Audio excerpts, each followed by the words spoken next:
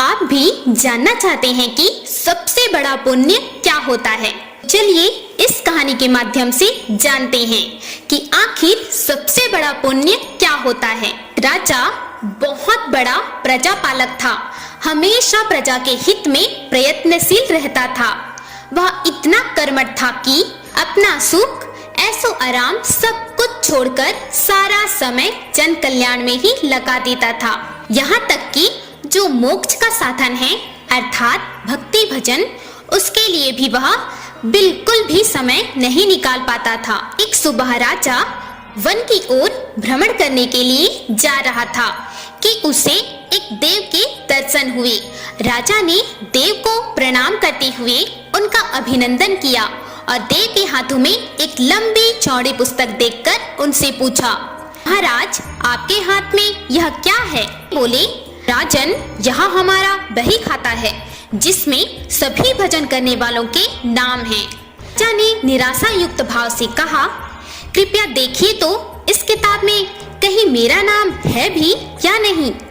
देव महाराज किताब का एक एक पृष्ठ उलटने लगे, परंतु राजा का नाम कहीं भी नजर नहीं आया। राजा ने देव को चिंतित देखकर कहा, महाराज आप चिंतित ना हो, आपके ढूंढने में कोई भी कमी नहीं है। वास्तव में ये मेरा ही दुर्भाग्य है, मैं भजन कीर्तन के लिए बिल्कुल समय नहीं निकाल पाता और इसलिए मेरा नाम यह नहीं है। उस दिन राजा के मन में आत्मग्लानि सी उत्पन्न हुई, लेकिन इसके बावजूद उन्होंने इसे नजरअंदाज कर दिया और पुनः परोपकार की भावना लिए दूसरों की सेवा करने लग गए। कुछ दिनों बाद राजा फिर से सुबह वन की ओर टहलने निकले तो उन्हें वही देव महाराज के दर्शन फिर से हुए। इस बार भी उनके हाथ में एक पुस्तक थी। इस पुस्तक के रंग और आकार में बेहद भेद था और यह पहली वाली से काफी छोटी भी थी। राजा ने फिर उन्हें प्रणाम करते हुए पूछा, महाराज आज आपने कौन सा बही खाता हाथों में लिया हुआ है? देव ने कहा, राजन आज के बही खाते में उन लोगों का नाम लिखा है जो ईश्वर को सबसे अधिक प्रिय हैं। राजा ने कहा, कितने भाग्यशाली होंगे वे लोग, निश्चित ही वे दिन रात भक्ति भजन में लीन रहते होंगे। क्या इस पुस्तक में मेरे राज्य का भी कोई नागरिक है? देव ने बही खाता खोला और ये क्या, पहले पन्ने पर पहला नाम राजा का ही था। राजा ने आश्चर्यचकित होकर पूछा, महाराज मेरा नाम इस पे कैसे लिखा हुआ है? मैं तो मंदिर भी कभी कभार ही जाता हूँ। देव ने कहा, राजन इसमें आश्चर्य की क्या बात है?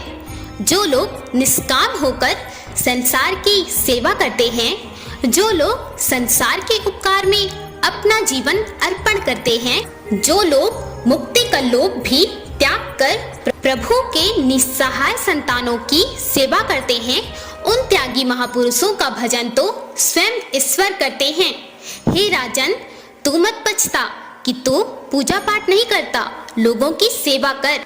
तू असल में भगवान की ही पूजा करता है। परोपकार और निस्वार्थ लोक सेवा और परोपकार किसी भी उपासना से बढ़कर है। देव ने आगे कहा, राजन भगवान दीन दयालु हैं, उन्हें खुशामद नहीं भाती बल्कि आचरण भाता है। सच्ची भक्ति तो यही है कि परोपकार करो, दीन दुखियों का हित साधन करो। अनाथ, विधवा, किसान, निर्धन आज दुराचारियों द्वारा सताए जाते हैं, इनकी यथाशक्ति सहायता करो, यही परम भक्ति है। राजा को आज देव के माध्यम से बहुत बड़ा ज्ञान मिल चुका था और अब राजा भी समझ गया था कि परोपकार से बड़ा कुछ भी नहीं और जो परोपकार करते हैं वही भगवान के सबसे प्रिय होते हैं। दोस्तों, जो व्यक्ति निस्वार्थ भाव से लोगों की सेवा करने के लिए आगे आते हैं, परमात्मा हर समय उनके कल्याण के लिए यत्न करते हैं। हमारे पूर्वजों ने कहा भी है, परोपकाराय पुण्याय भवति, अर्थात दूसरों के लिए जीना, दूसरों की सेवा को ही पूजा समझकर कर्म करना, परोपकार के लिए अपने जीवन को सार्थक बनाना ही सबसे बड़ा पुण्य है। और जब आप भी ऐसा करेंगे तो स्वतः ही आप भी ईश्वर के प्रिय भक्तों में शामिल हो जाएंगे। हर हर महादेव।